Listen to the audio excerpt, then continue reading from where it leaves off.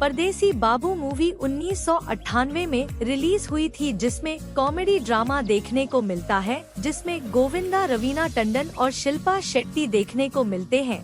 Film की कहानी राजू परदेसी गोविंदा से शुरू होता है, जो एक गरीब ग्रामीण बेहतर जीवन की तलाश में मुंबई आ जाता है। उसे एक अमीर आदमी की बेटी चिन्नी शिल्पा शेट्टी से प्यार हो जाता है।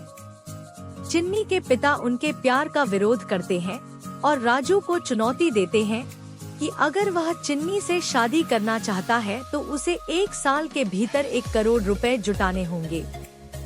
राजू को समझ नहीं आ रहा था कि वह इतनी बड़ी रकम कैसे जुटाएगा। कई जगहों पर कोशिश करने के बाद वह हार मानकर घर लौटने ही वाला था।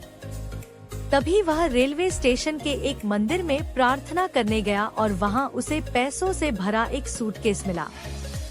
अपनी प्रार्थना का फल समझकर उसने उस पैसे से चाय का बागान खरीद लिया। राजू दार्जिलिंग के चाय बागान में पहुंचता है, जहां उसकी मुलाकात बागान की नौकरानी और देखभाल करने वाली करुणा रवीना टंडन से होती है। करुणा दयालु राजू से प्यार करने लगती है। चिन्नी से शादी करने के लिए राजू को लगभग जरूरी पैसे मिल ही गए थे कि तभी उसे करुणा की पिछली कहानी पता चलती है। राजू को पता चलता है कि करुणा के पिता चाय के बागान के मालिक थे। उन्होंने करुणा की शादी में दहेज देने के लिए बागान को गिरवी रख दिया था। हालांकि करुणा के पिता का पैसों से भरा सूटकेस रेलवे स्टेशन पर खो गया। करुणा की शादी रद्द हो गई, उसके पिता का मानसिक संतुलन बिगड़ गया और बागान जब्त हो गया। राजू को एहसास होता है कि जिस सूटकेस ने उसकी किस्मत बदल दी वह करुणा के पिता का था। अपराध बोध से ग्रस्त होकर वह करुणा से शादी करने का फैसला करता है और चिन्नी से सारे संबंध तोड़ लेता है।